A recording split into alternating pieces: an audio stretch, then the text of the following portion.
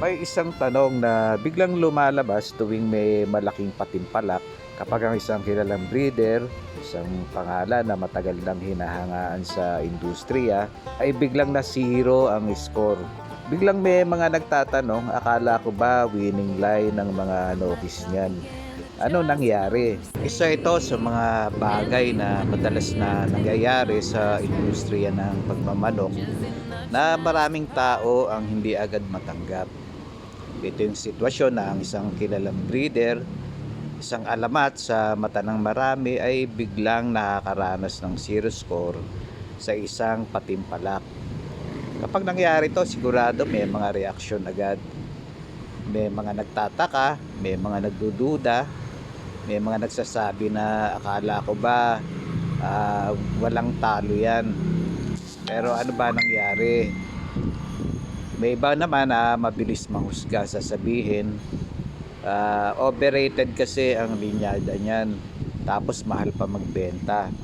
Pero kung matagal ka na sa pagmamanok, alam mo na hindi ganun kasimple ang sitwasyon.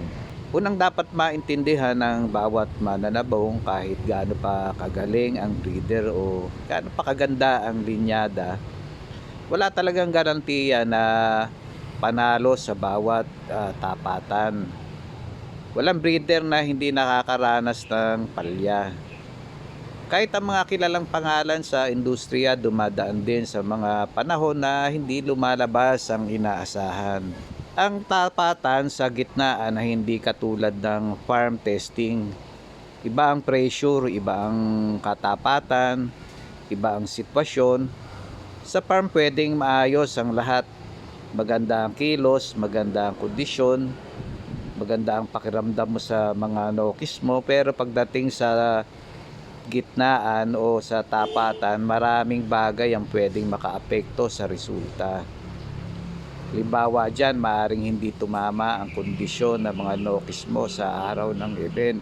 Sa pointing at conditioning, napaka-importante ng timing. Kung minsan sobrang aga ang peak, minsan naman medyo huli, konting mali lang sa timing, iba na ang galaw ng mga nokis. May mga pagkakataon din na ang katapat mo ay sadyang tumapat ng maayos. Sa gitnaan, hindi mo kontrolado kung sino ang makakatapat ng entry mo. Minsan nga kahit maganda ang nokis mo, natatapat sa mas bagay na style o pabor na sitwasyon. May mga bagay din o factor din ang stress sa biyahe, pagbabago ng environment o simpleng adjustment sa venue. Ang nokis ay sensitibo sa mga pagbabago, kahit maliit na bagay pwedeng makaapekto sa kanyang performance. Kapag may isang kilalang breeder na nasiro sa isang patimpalak, hindi ito agad ibig sabihin na mahina ang kanyang linyada. Hindi rin ibig sabihin na mali ang kanyang programa sa pagpapalahi. Ang totoo ay bahagi lang ito ng realidad sa pagmamanok. Maraming tao ang sanay makita ang panalo ng isang alamat, pero hindi nila nakikita ang taon ng eksperimento.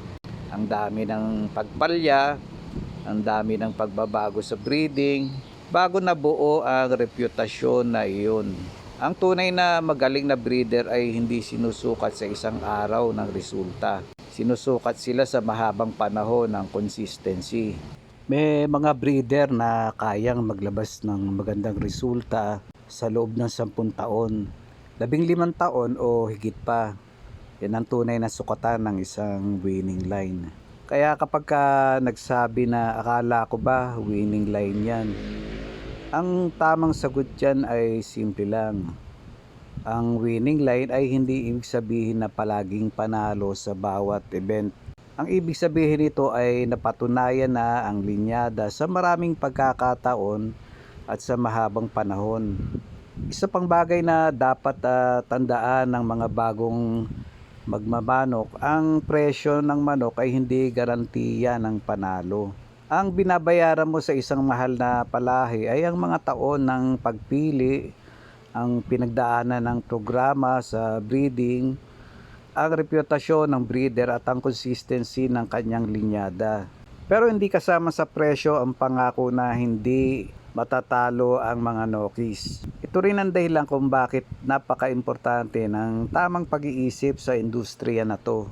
Kung ikaw ay isang breeder, handler o simpleng mananabong, kailangan mong tanggapin na may mga araw talaga na hindi papabor ang resulta sa iyo. Ang mahalaga ay kung paano ka tutugon sa mga ganitong sitwasyon. Ang ordinaryong breeder, kapag ka nasiro, maaring mawalan ng gana o agad sisihin ang lahat ng bagay sa paligid. Pero ang tunay na breeder, pag nakasiro, mas lalo siyang nag-aaral, tinitingnan niya ang bawat detalye.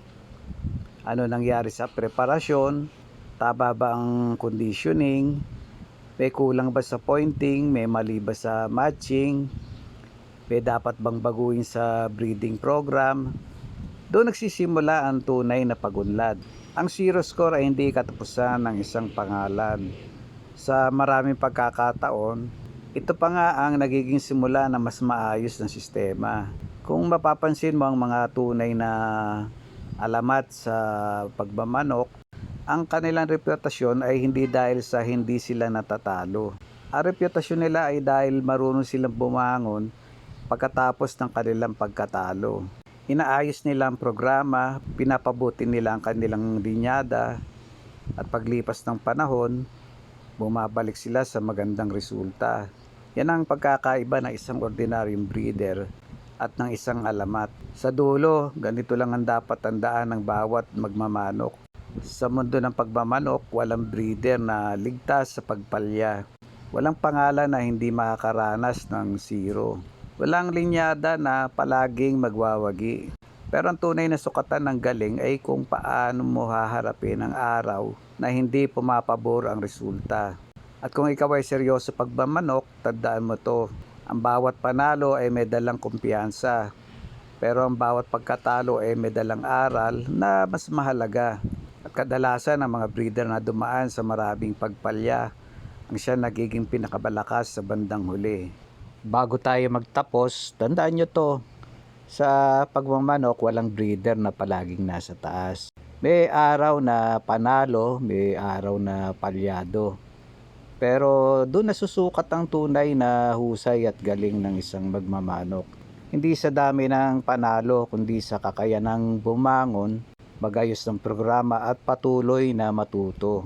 Kung may natutunan kayo sa usapan natin ngayon, gamitin nyo ito sa sariling programa nyo, sa pag-aalaga at pagpapalahi. Pag-aralan nyo ang bawat resulta, panalo man o hindi, dahil doon talaga nagmumula ang progreso ng isang tunay na magmamanok. Kung nagustuhan nyo ang ganitong klase ng usapan tungkol sa pagmamanok, huwag nyo namang kalimutang i-like at i-share para sa mas maraming pang kapwa magmamanok ang matuto. At kung bago ka pa lang dito sa channel na to, mag-subscribe kayo para mas marami pang praktikal na kaalaman tungkol sa breeding, conditioning at pag-aalaga ng ating mga Nokis. Maraming salamat sa inyong panonood. Kita-kita tayo sa susunod na video. Ito pong muli si Bobby Nasino ng Sabongista TV.